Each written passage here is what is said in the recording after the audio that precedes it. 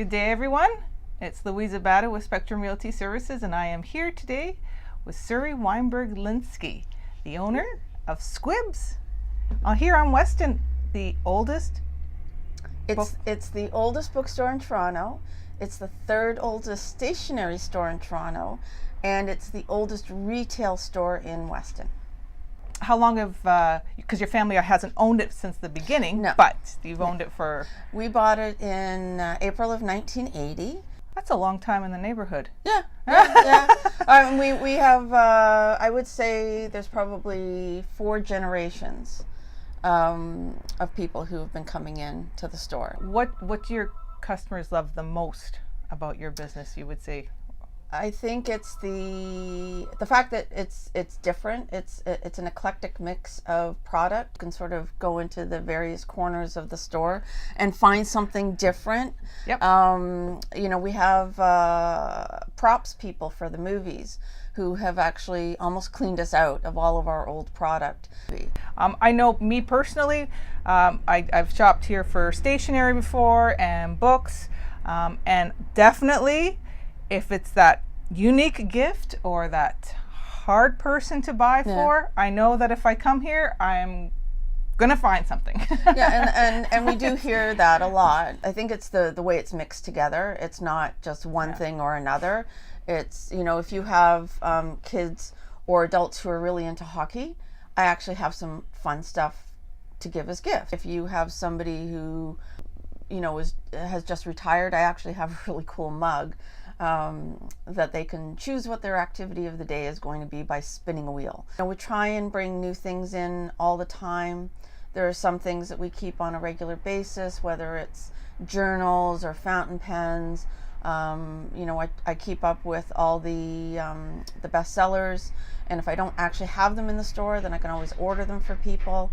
So, and that's one of the things that we've always prided ourselves on, is that we do the custom order. I would like to sell more gifty items because it's more fun, but it is the bread and butter of the store is the educational material, and we deal with private schools mainly because public system doesn't have to buy books anymore like they used to back when I went to high school. So shopping locally, I know you're this is near and dear to your heart, understandably. Yes, you're always trying to encourage people, as they should, shop local, so we support each other. I mean, we do have a lot of really, really loyal, regular customers. I'm not saying that they don't come in and that people don't come in, but it's trying to get a lot of the newer people, and even the people who've lived here 20, 30 years, and to come back into the store to do their shopping. Why? And I always say, why go out of the neighborhood at Christmas time when you can support a local business owner who actually supports all the schools, all the churches, all the community groups? I'm a big proponent of volunteering and doing community activities, and so I always hope that people will sort of reciprocate and participate in what we call our labor of love, which is the store. So speaking of which, Saturday is Shop the Neighborhood. I believe in the program. I believe in the shop local mantra. I try and do some of my shopping here. There's not everything that I can buy here, but in on the main street. Even for other seasons, whether it's communion or Mother's Day, oh yes, Father's Day, all those things. And sorry, it is Saturday and Sunday. Saturday and Sunday. Since I figure I'm here for the Santa Claus parade. We've opened the last 20 years on Parade Day. The last 2 years have been really wonderful. That people have shown up. They have shopped the neighborhood. They've come down to support us. And I'm really, really grateful for those people.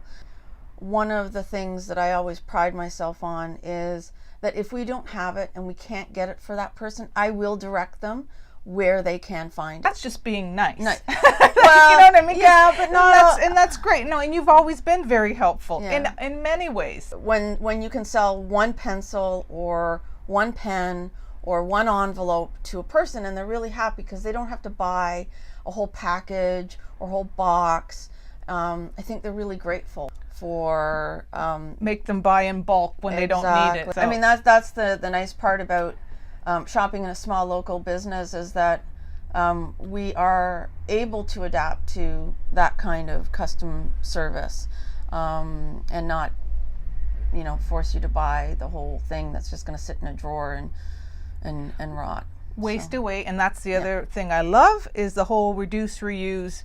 Oh yeah, right? Do you know what I mean? Like that's huge, right? Let's save the landfill and some trees. So. We're actually really environmentally conscious in the store. Like, we recycle everything. Advocate of the environment, so that's yeah. Add that to your list. Yeah. I'll just bring it in a little bit closer. I don't know if you can see it.